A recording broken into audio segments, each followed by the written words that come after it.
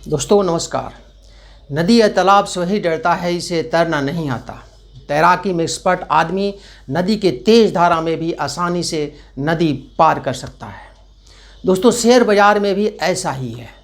Share market एक ऐसा बाज़ार है जहां से घर बैठे पैसा कमाया जा सकता है, लेकिन शेयर बाज़ार को समझना ज़रूरी होता है।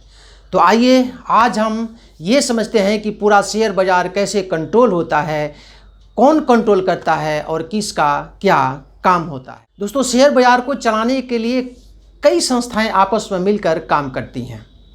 इसमें सबसे पहला नाम सेबी का आता है। उसके बाद एक्सचेंज होते हैं, स्टॉक ब्रोकर होते हैं, डिपॉजिटरी, क्लियरिंग सर्विस और अंत में ट्रेडर्स और इन्वेस्टर्स होते हैं। Security and exchange board of India का शॉर्ट फॉर्म होता है SEBI यानी सेबी। इसकी स्थापना 1988 के अगस्त महीने में सेंट्रल गवर्नमेंट द्वारा किया गया, लेकिन पूरी तरह से स्वतंत्र रूप से काम करने का अधिकार जनवरी 1992 में दिया गया। दोस्तों असल में 1992 में 4000 करोड़ से भी ज़्यादा रुपये का घोटाला सामने आया था, जो हर्षद मेहता ने किया था, और इस स्कैम ने पूरे शेयर मार्केट को ही नहीं बल्कि सेंट्रल गवर्नमेंट तक को ही ला कर रख दिया था। तब जाकर सेबी जैसे रेगुलेटर की ज़रूरत पड़ी और सेबी को शेयर बाज़ार संभालने की पूरी जिम्मेदारी दे दी गई।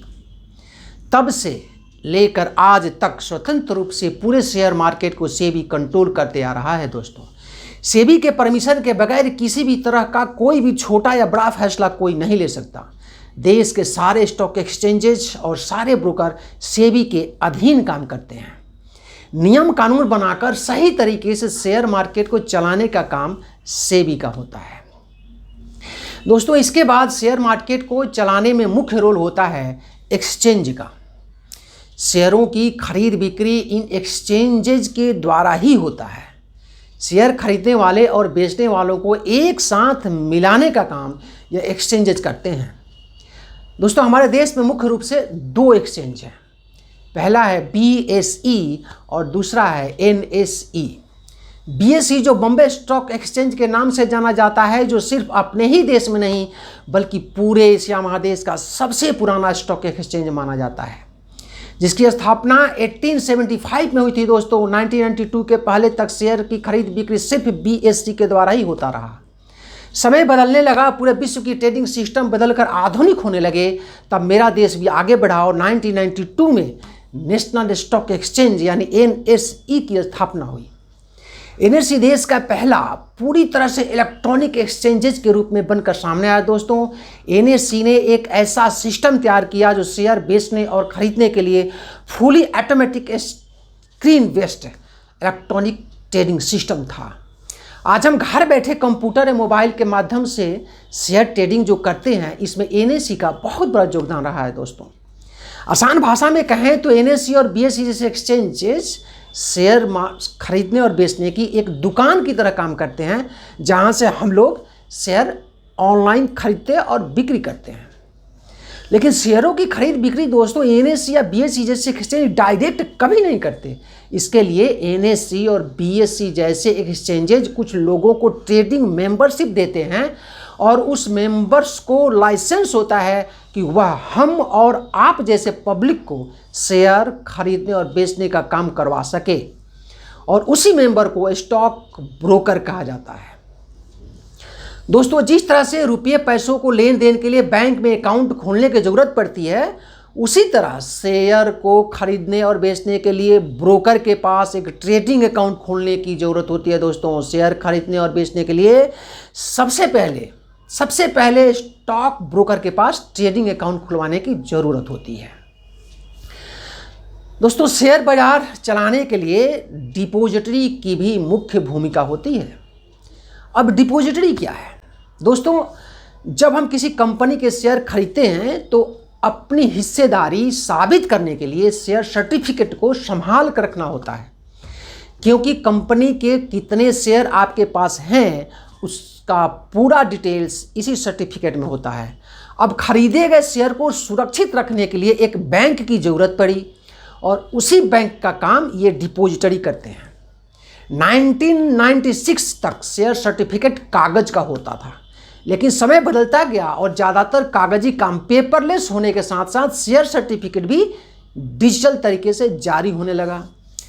कागज के शेयर सर्टिफिकेट को डिजिटल में बदलने की प्रक्रिया को डीमैटेरियलाइजेशंस कहा जाता है दोस्तों, जिसे शॉर्ट फॉर्म में हम DEMAT यानी डीमैट कहते हैं। 1996 के बाद से खरीदे गए शेयर को डिजिटल रखे जाने लगा और तभी से डीमैट अकाउंट और डिपॉजिटरी की ज़रूरत पड़ी। जिस तरह पैसों को रखने के लिए बैंक अकाउंट और बैंकों की ज़रूरत होती है, उसी तरह खरीदे गए शेयर्स को रखने के लिए डीमैट अकाउंट और डिपॉजिटरी की ज़रूरत होती है। दोस्तों, अभी हमारे देश में डीमैट अकाउंट की सर्विस देने वाली 2 डिपॉजिटरी हैं। पहला है NSDL यानी नेशनल सिक्योरिटी डिपॉजिट लिमिटेड और दूसरा है CDSL यानी सेंट्रल डिपॉजिट सर्विस लिमिटेड। यह दोनों कंपनी सेबी के अधीन काम करती है। NSDL या CDSL खरीदे गए शेयर को डिजिटल फॉर्म में डीमैट अकाउंट होल्डर के खाते में सुरक्षित रखता है। दोस्तों, इस पूरे सिस्टम को सेबी कंट्रोल करता है। NSE और BSE जैसे एक्सचेंज शेयर खरीदने और बेचने वालों को आपस में मिलाने का काम करता है और खरीदे गए शेयर को NSDL और CDSL संभाल कर डिजिटल फॉर्म में रखने का काम करता है। दोस्तों, अब बात आती है क्लियरिंग की।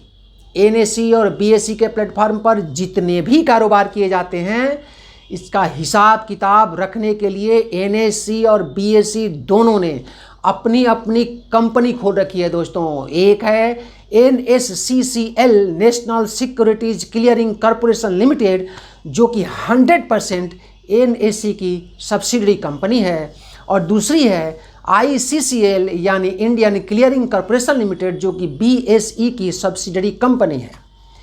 यह दोनों कंपनियां खरीदे और बेचे गए शेयरों का सेटलमेंट करने का काम करती है।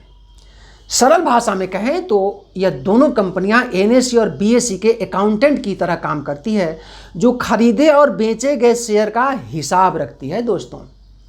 अब जैसे मान लीजिए हमने रिलायंस के 100 शेयर बाई किया।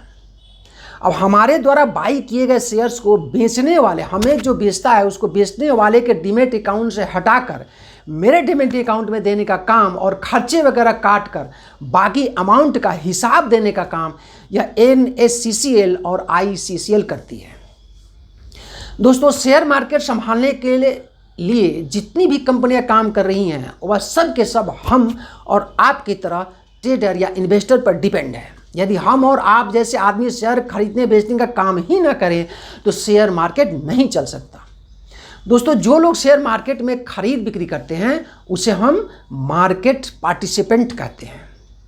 इस मार्केट पार्टिसिपेंट्स को कई कैटेगरियां बांटा गया है, जिसमें पहला है डोमेस्टिक रिटेल पार्टिसिपेंट, जिसे रिटेल ट्रेडर या इन्वेस्टर्स भी कहते हैं। इस कैटेगरी में भारत में रहने वाले हम और आप जैसे छोटे छोटे भारतीय इन्वेस्टर्स होते हैं।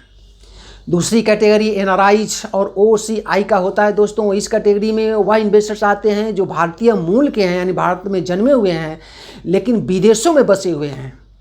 तीसरी कैटेगरी आता है DIs का, यानी डोमेस्टिक इंस्टीट्यूशनल इन्वेस्टर्स। हमारे देश के सभी प्रकार के म्यूचुअल फंड कंपनियां, LIC जैसी इंश्योरेंस कंपनियां, HDFC AMC जैसे एसेट मैनेजमेंट कंपनियां DIs के कैटेगरी में आती है। इस तरह की कंपनियां एक साथ बहुत सारा पैसा शेयर मार्केट में इन्वेस्ट करने में सक्षम होती है दोस्तों। चौथी पार्टिसिपेंट्स FIs होते हैं, यानी फॉरेन इंस्टीट्यूशनल इन्वेस्टर्स। दोस्तों, जितने भी विदेशी कंपनियां हैं जो हमारे देश के शेयर मार्केट में निवेश करती हैं, उस सारे विदेशी कंपनियों को हम FIs कहते हैं।